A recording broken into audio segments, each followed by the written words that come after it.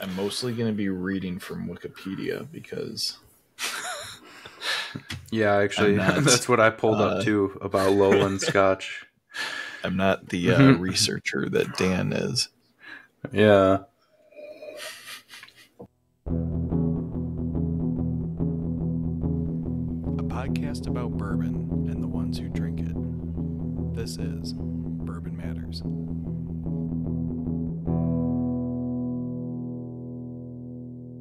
Welcome to Bourbon Matters. I'm Jake. And I am Gold Eagle Jake. And welcome to Scotch Matters, actually. Scotch Matters. Mm-hmm. Here we go. Finally doing it. Been half joking about it. Been threatening and warning and joking about it. Yep, for a while. But when Dan is not here, the boys will play. Yep. So, yeah, the next few episodes, we're going to be talking about Scotch. We're going to try and group episodes into the different Scotch regions and talk about some of our favorite distilleries in those regions. I know a lot of our listeners are probably like, Jake, I don't give a single shit about Scotch, but hear us out. We're going to recommend We're here to tell you it matters. Yeah. We're going to recommend things that we think bourbon drinkers will enjoy. So give it a shot. Don't just write it off, especially if you've never had it before. You haven't had it in a long time. Because that was the case with myself. I think the first time I had Scotch was in college, and I never had it again until I started doing this podcast. So it was almost 10 years in between my two Scotch drinks. And I think getting into bourbon actually made me appreciate Scotch quite a bit more, because there's similar qualities, I'd say, but also there's a lot of very interesting differentiation within Scotch. So anyway, yeah, don't be a dick and just shut the episode off because we're talking about Scotch. Yeah, no, I mean, hopefully we'll touch on some interesting things. If you know me, you know that I do love Scotch, and I do drink a fair amount of Scotch. I still probably will say I drink more American whiskey, that's no doubt. But it's really nice to get a change of pace once in a while. I went to Scotland for the first time last summer, and that was an absolutely incredible trip, probably the best trip I've ever been on. And so I will always have kind of like a little soft spot inside of me for Scotch whiskey. And it's very different. It should never be really compared to American whiskey because they're just totally different beasts. But as Jake said, they do kind of share some similarities. Yeah, there's a whole rabbit hole you can find yourself going down if you have not had Scotch yet and are going to start to dabble a little bit. So. Mm-hmm. All right, so real quick, I'm going to run through the basics of Scotch. It has to be distilled in Scotland. It has to have some amount of malted barley in it. I'll get into the categories in a minute here, but there's the first record of Scotch dates back to 1494 in writing, but it might even have been distilled earlier than that, which is pretty impressive. And there's currently 141 active distilleries in Scotland, which is crazy for how small of a country Scotland is. They're like probably one of the most prolific producers of alcohol in the world. By concentration, or yeah, I don't know, it per feels capita, like, maybe. I mean, it feels like, yeah, for how small Scotland is, it feels like that's a huge number. But when you think about Scotch has been around, like you said, since the 1400s. It seems like a very small number, that there's only 141 distilleries. Um, we blow that away here with the distilleries that we have here in the U.S. Yeah. But yeah, I mean, it's pretty incredible. I know, they kind of went through the same wave almost that bourbon did, where in the late 1900s it just kind of died down and a lot of distilleries closed. Nobody was really drinking the brown stuff, and then all of a sudden, boom, it takes off. And so now we're kind of seeing a lot of those old distilleries being resurrected.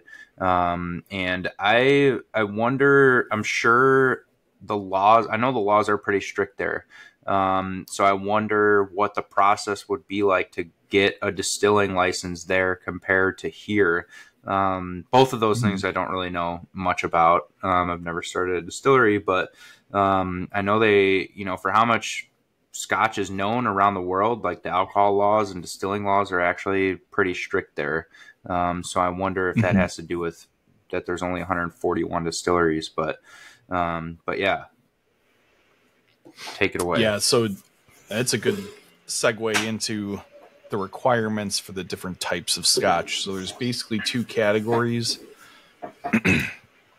There's non-blended and blended.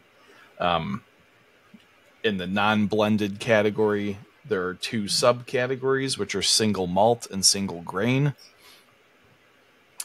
Single malt must be a Scotch whiskey that's made at one distillery, distilled in a pot still, with batch distillation, so no column stills are allowed, and only using water and malted barley.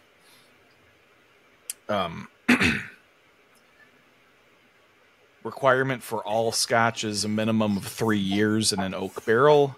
No rules on whether that barrel needs to be new or not. I think almost all Scotch distilleries are using used barrels of either bourbon or sherry or something. Yeah, I mean, I would say like 99% is probably bourbon barrels that they're using. Yep. It's pretty rare to find a distillery aging its whole life in a different type of barrel. Although obviously Glendronach is the first thing that comes to mind because they're using a lot of sherry and port barrels to fully mature. So there's no other like real requirements around single malt. Traditionally, it's double distilled in using pot stills.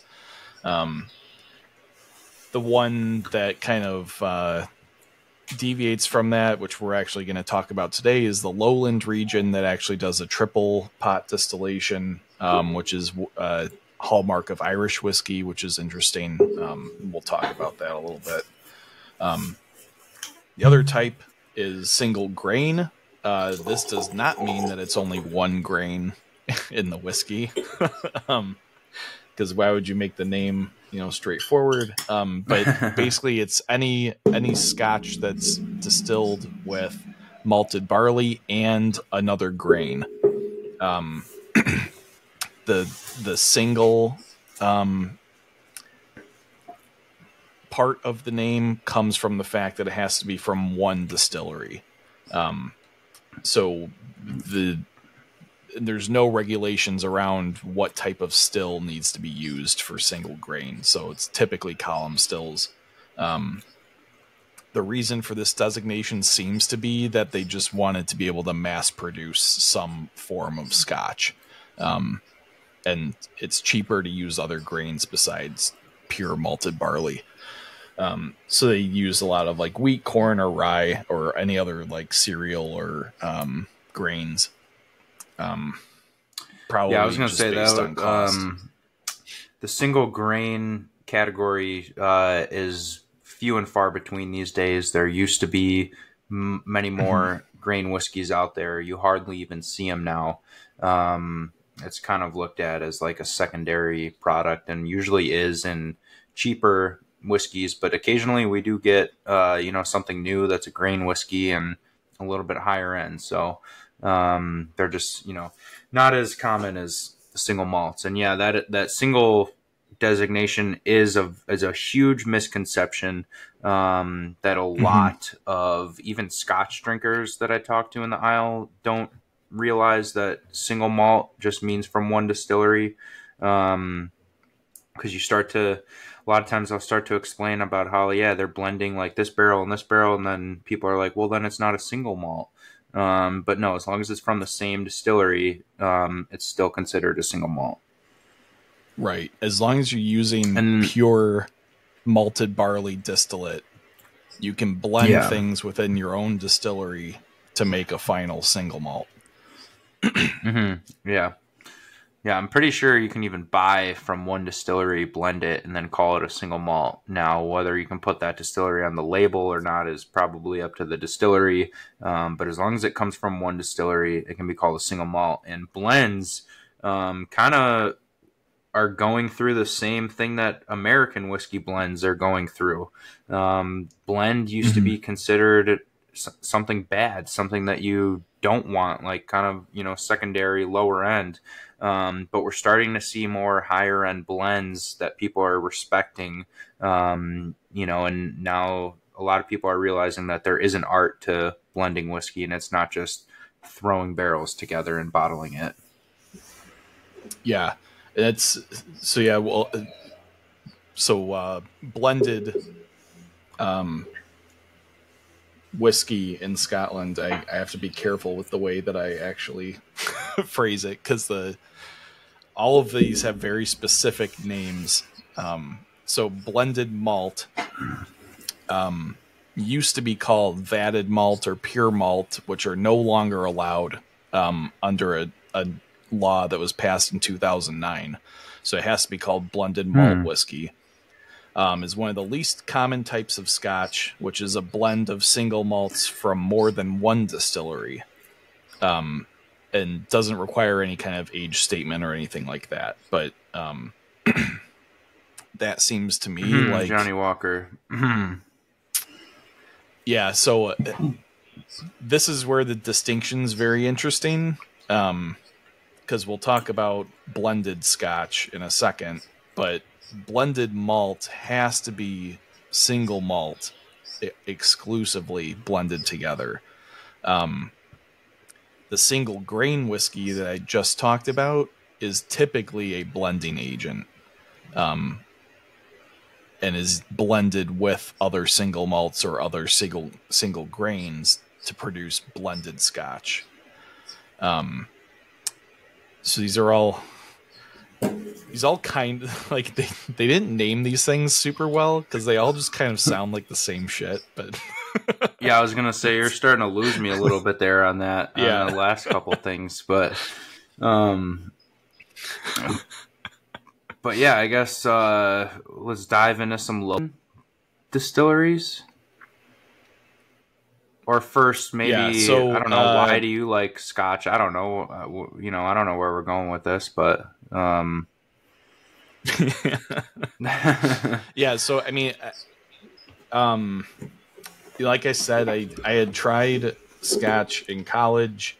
My buddy Jimmy had a bottle of Lefroy Quarter Cask, and he was like, "Hey, let's have some of this." And I tried a sip, and I was like, "Whoa, it's like drinking an ashtray." Like, not on board with that. And up till this point in my life, I had probably only had like Jameson and Jack Daniel's neat.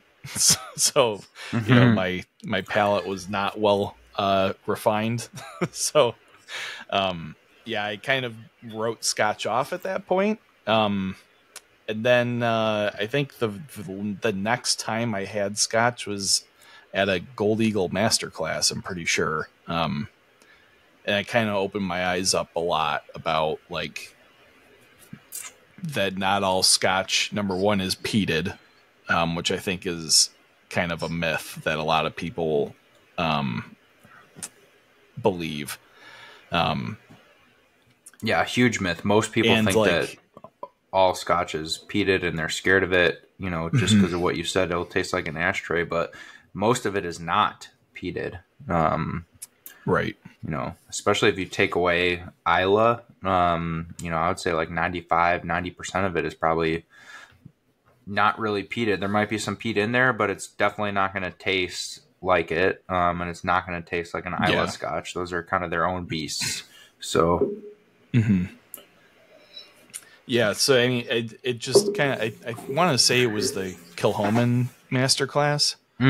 Was the first one I went to, and it was excellent. I really enjoyed it, and it really opened my eyes up to Scotch. Then I asked you what a good peated Scotch was, and you recommended the Talisker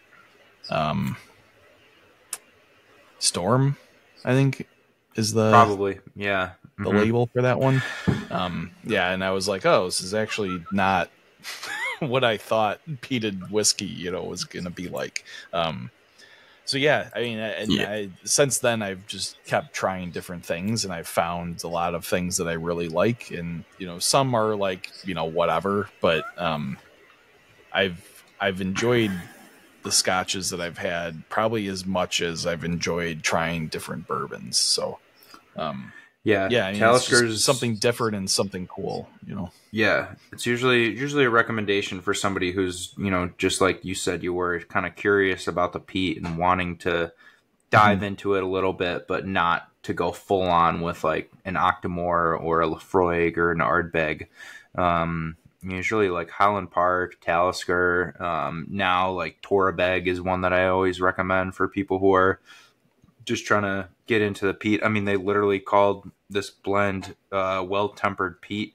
It's a peaty Scotch for people who don't like peat and maybe even don't like Scotch. But I don't know, to me, Scotch is a lot lighter than bourbon. I feel like I can drink a lot more of it and not feel like bloated or full. And I get a wider range of flavors that I don't get in bourbon. And I'm just talking kind of unfinished, nothing that's been done to the whiskey, just straight up whiskey versus whiskey. Like, I do find that there's a lot of complexity and different flavors that comes through in Scotch that I don't necessarily always get in bourbon. And got to go on record to say, I'm not saying Scotch is better than bourbon. I'm not saying Scotch is more complex. It's just different. And to me, there's a time and place for Scotch. There's a time and place for American whiskey. I was the complete opposite of you when I first got into Scotch. Like, I went straight for the Ardbeg and Lafroig and the super peaty stuff. And I don't know how or why, but I just loved it right off the bat. And my mentality was always kind of, well, if I'm not going to drink American whiskey and I want something a little different, I'm going to go for peated Scotch. And I never really drank unpeated Scotch because I felt at that point, all right, I'm just going to grab an American whiskey. But I do feel within the last couple years, I've explored a lot more that the Scotch world has to offer. And I'm starting to really dig some of these unpeated or less peated expressions that are coming from Scotland. So, yeah, it's, you know, we could have we could actually start a Scotch Matters podcast and just talk all day long about Scotch every week. But this is Bourbon Matters, so we're just gonna do a couple episodes here. Yeah, I mean, there's definitely a lot to get into with Scotch, so we're gonna try and keep it pretty high level throughout these episodes. So like we'll probably talk about like one or two of like our favorites in each region, and like, I think the goal for us, or at least for me, is to recommend something that I think unadventurous bourbon drinker might actually enjoy. So, yeah, I mean, with that, let's talk about the Lowlands a little bit. So for those that don't know, there are 5 distinct regions in Scotland for Scotch whiskey. All of these are, I believe, legal designations. So there's like some actual criteria around being able to call yourself one of these regions. So the Mm-hmm. regions are Highland, Speyside, Lowland, Isla, and Campbelltown. We're talking about Lowland, which is the southernmost region of Scotland. It makes up probably close to 50% of the actual like land mass of Scotland, and borders right up against England. So lowlands are typically known for lighter flavors. And actually, lowlands is where a lot of the grain whiskey is distilled for blends in Scotland, Mm-hmm. which is pretty interesting. And typically, or the grain whiskey is sought after because the malted barley there has that lighter flavor profile, and it just blends well with anything from any of the other regions. It won't overpower anything, which I think is pretty interesting. So like typically the character of the malt is pretty strong, but has like a softer kind of flavor set. So it's more like grassy or like herbal, things like that. So I'd say like it's probably more similar to like an American rye whiskey, in terms of like flavor, but the rye on like the herbal end of the rye Yeah, spectrum. definitely don't get like any of the spice that you get in rye whiskey, but you do get a No, lot of yeah. the earthy kind of grassy notes. And yeah, very light Mhm. whiskey coming out of here. Um, and there's really looking at the list of lowland distilleries, like there's only two or three that I've heard of. And the two Mhm. big ones are going to be Auchentoshan and Lockley. And we both know Lockley very well. Obviously, a Yeah, new that's what I'm distillery. drinking now. Yeah, but we had John Campbell, right? Hmm. Yeah, John Campbell was here. He was the Lefroy warehouse manager for I think about 25 years, and went to Lockley to kind of just join a startup and do something new. And the oldest thing they have produced is like a 4 or 5 year, and I remember enjoying everything that they had at the master class. And they're Hmm. also farm to bottle, and they're doing a lot of you know a lot of like different seasonal releases, which I think is really cool. Comparing, the fall picked barley to the spring picked barley and whatnot. And yeah, what do you got there? So I've got the harvest and the sowing Mm, editions. very nice. I think So those two, along with the cash yeah, strength, were they're probably my favorite. yeah, and their flagship is the green box called Our Mm-hmm. Barley, which is also very good. The cast strength is basically just our barley at cast strength.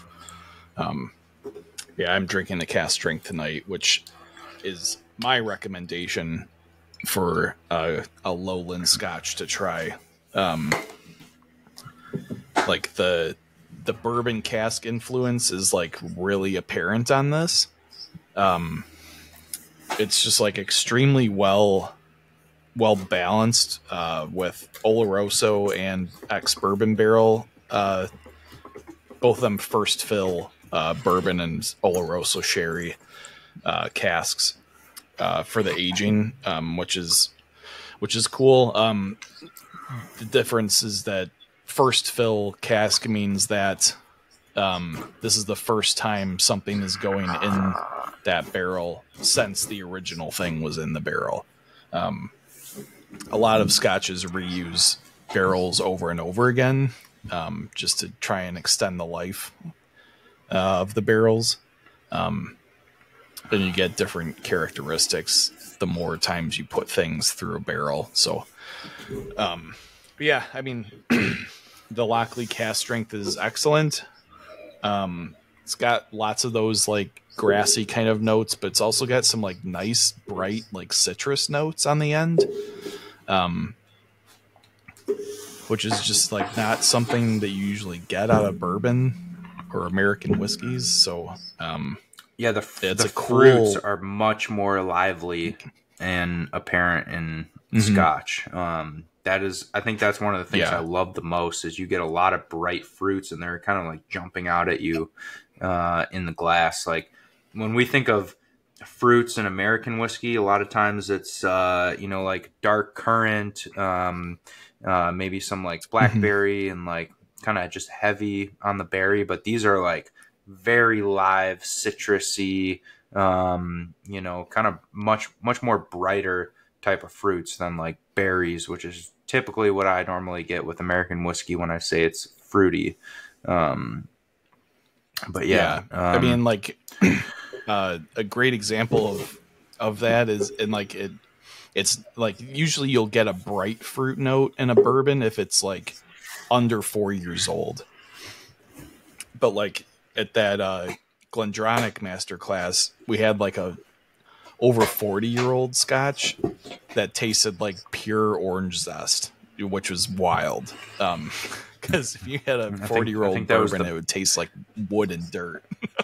Yeah, that was either the Benriach 40 or the Glenglassaugh 46 year. Mm-hmm. But yeah, I mean, yeah, I think my recommendation from the Lowlands, if you want to start dabbling a little bit, is the Auchentoshan 3 wood. It is it almost drinks kind of like a bourbon. Like the color is there. It's very kind of oak forward, and it's 86 proof, so it's very friendly. It's not offensive. And it's aged in bourbon and Oloroso sherry and Pedro Jimenez sherry casks, and it's very rich and complex. And because it's only 86 proof and because there's no peat there, it's just very welcoming and something that anyone can take a sip of and not be blown back out of their chair like they just dipped their head in a campfire. Yeah, I think in general, Lowlands are not peated. Mm-hmm. The Lockley, I don't think are peated at all, for what I can remember. Maybe one of their expressions is, but most of them are not, if not all of them. The cask strength is definitely not peated.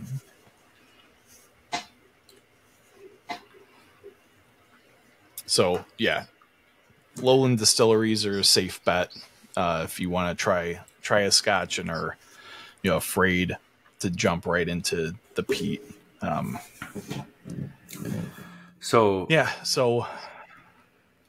I was going to say something just while I'm looking at the map here of Scotland's, and Lowland I do think is probably the one that we're going to have the least to talk about, just because there isn't a lot of distilleries there, especially ones that distribute out here to us. As you said, it's a big grain whiskey producing place, so a lot of these distilleries are just producing grain whiskey to be put into other blended whiskeys. Those are your cheap handles of scotch that your granddad probably drank. But yeah, something very interesting that I thought about while looking at the map is at the Still Austin masterclass last week, Eric kind of compared American whiskey, can one day be more like Scotch, where we're, tasting and selecting whiskeys from different regions of the U.S. And the size of Texas alone is about the size of all of Scotland. So, if I think it's Scotland's all of Europe. or all of Europe, yeah. Yes, I'm not a good, Pretty damn not the best close. with geography, but yeah, yeah. So, Scotland is producing just with malt, just with barley, totally different flavor profiles based on where it's aged. And obviously, there's other factors like what kind of casks they're aging it in, and what type of barley they're using. But they're using, one thing to distill, where here we have different mash bills, and different ratios. And uh, so that's really one of the only things that sets it apart is the location in Scotland. And as we know, it makes a huge difference in how the whiskey tastes when it's done aging. What was it next to the sea? Was it underground? They do a lot of like dunnage style warehouses there too, underground. Or, was it up on a mountain somewhere in some high elevation? So American whiskey one day, I think, will become more like Scotch, where, someone might say, oh, I like whiskey from Texas better, or I like whiskey from the East Coast better, or I like whiskey from Kentucky better. So I think, especially as more distilleries pop up in the U.S., the ones that will survive, we've talked about this before, the ones that are kind of grain to glass and using local grains because everybody loves the local stuff. So yeah, I know I'm kind of rambling on here, but it was very interesting to compare American whiskey to being an up and coming, more like Scotch, just in terms of like location. And maybe we will eventually have different regions in the US to explain different types of whiskeys, because it's not really fair to compare a 2-year Texas bourbon to a 2-year Kentucky bourbon. Those of us who drink a lot of American whiskey know that the Texas one is going to taste a lot more mature, just because they have rapid temperature swings and it's a lot hotter and more dry, in the summertime. So stuff is just getting a lot more extraction and aging a lot faster down there in Texas. So yeah, Scotland, pretty small compared to the US, but we get totally different flavors, with the same barley, or I should say just barley being as the sole grain in the distillate, just coming from different regions. So Yeah, and just for people to envision, like Scotland is about the same size as Kentucky in terms of like land area. oh, that's crazy. They're getting at least five distinctive flavor profiles out of one, landmass the size of Kentucky that's producing one homogenous, basically style of whiskey. So it is pretty cool, and pretty interesting. And like there's a lot of other influences that I'm sure we'll get into. Like Scotland has, an immense coastline that Kentucky has no access to, but there's still some, I think, like you were kind of alluding to, like we still haven't cracked that like regional differences kind of thing in the US yet. Though I think there's some distilleries are trying to push for that a little bit. Yeah. Like Texas is pretty clear, that they have, a formula and it really works down there. I think probably another one that we'll start seeing emerge, I think, is Colorado, because they have the unique elevation advantage and that produces some like wildly different product. But yeah, so I think it's only a matter of time before we start seeing that here in the US, and really start getting regional or state by state kind of categories, the way that we see with Scotch. Yeah, I would like to see that. That would be very cool for American whiskey drinkers. And I think a lot of American whiskey was inspired by Scotch, obviously, because it started way before we did. But yeah, there's just a long way to go in both categories, and Scotch is also kind of looking what's happening with American whiskey and realizing like people want more expressions. They want special releases. They want special bottlings. They want to go visit these distilleries. A lot of the distilleries in Scotland weren't really set up for visitors, and didn't really have the best gift shops. And now they're all kind of starting to add tasting rooms and bars and offering more tours. So yeah, I think it's both are good for each other. Both are going to kind of piggyback off of each other and grow with each other. And it's going to be very interesting to see where the average whiskey drinker goes, especially here and me being in the store all day. Because it's very rare that I get someone that's like, I'm a huge American whiskey drinker, but I kind of want to try some Scotch. So my eyes just light up when I hear that, because it's always fun to talk about, and it's always fun to recommend, gateway Scotches and new things to people. So, yeah, I even the influence of Scotch is apparent even in like global whiskey. Like you have the masterclass on Indian whiskey coming up, which is also a malted barley product. You have Japanese whiskey, which is malted barley. So I mean, it's definitely a very widespread and like prestigious kind of history and influence globally. So that's pretty cool too. Yeah, absolutely. Yeah, I don't know. This is where we need Dan to kind of spark things up and liven things up a little bit. But mouth it a little bit and get some pushback. we need some of that here. Yeah, But that's probably why he's not here. But yeah, I don't know. I guess one more thing that I think is worth touching on is proof. In general for Scotch. I think most Scotches sit around 90 proof, maybe even less. So that's definitely a differentiation between Scotch and American whiskey. In America, we really like our 100 proof plus. I think a lot of that has to do with the Bottled in Bond Act. But I think your typical Scotch is probably 90 proof, I'd say. Right around there.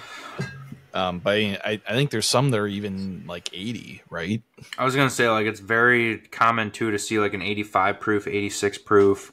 I think it's just Scotch is just a little bit more delicate and kind of, I don't want to say it's meant to be at that lower proof, but it's just what you see more often. But I think lately we've been seeing a lot more higher proof offerings, and I think that is to also just piggyback on what's happening with American whiskey, and people just want higher proof. So a lot of these like limited releases and new series, Lafroig just launched a new experimental series that they're bottling at cash which strength. Is unbelievable. So, yeah, the elements. Oh my god! Even if you're not a Lafroig fan or a PD fan, I mean, I've gotten people who said they don't like Lafroig hooked on that bottle, and I saw they're coming out with number 2 in the series, so that should be exciting. But yeah, there's a lot of innovation going on right now, and a lot of that is coming with higher proof points.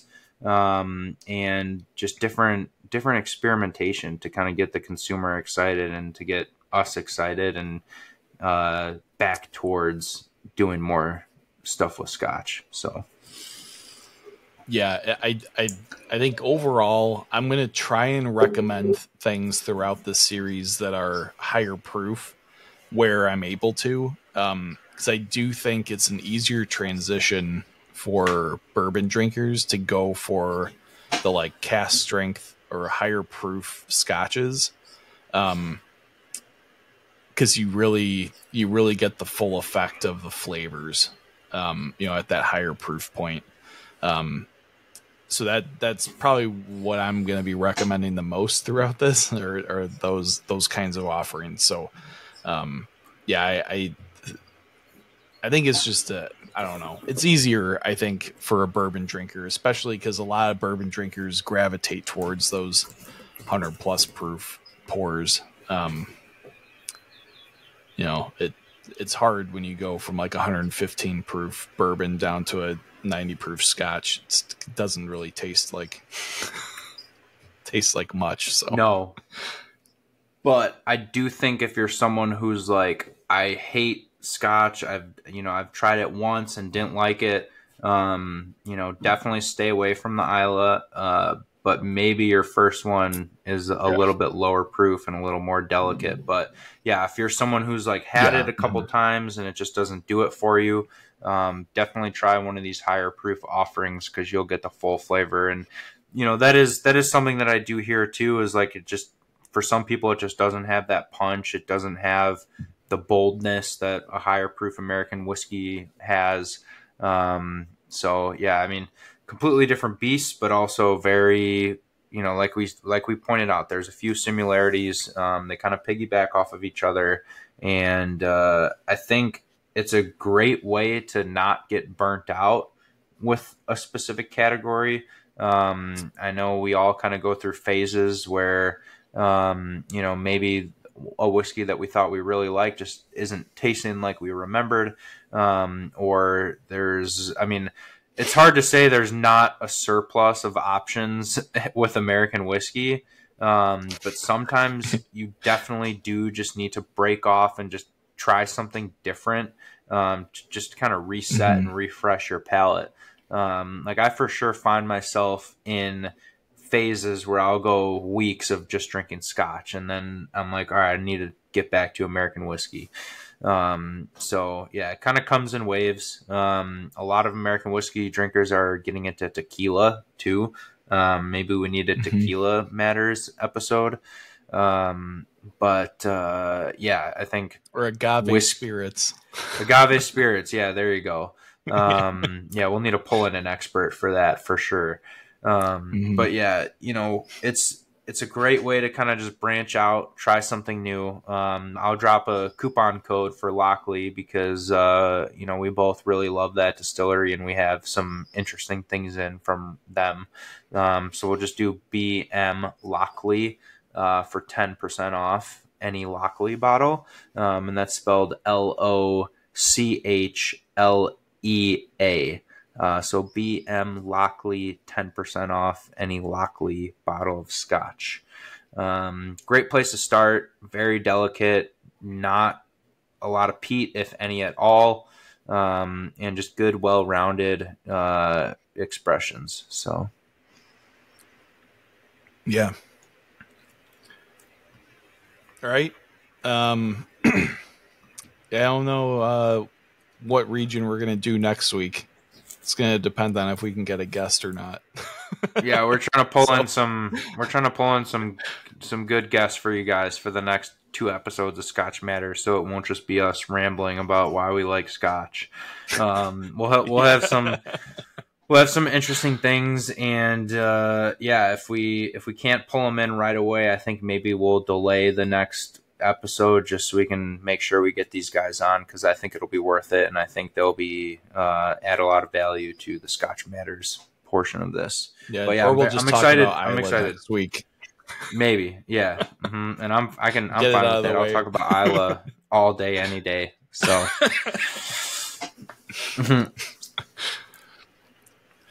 All right. Yeah. We'll see you next week. See you next week. Where can we listen to Bourbon Matters? And cheers. Oh, yeah. We didn't plug it. We don't have Dan to remind you. Yeah, nobody reminds me anymore. Yeah, you can listen to us on Spotify, Apple Podcasts, Google Podcasts, or wherever you get your podcasts. You can watch us on Spotify and YouTube. Make sure you like, subscribe, share. Check out our Instagram at Bourbon Matters.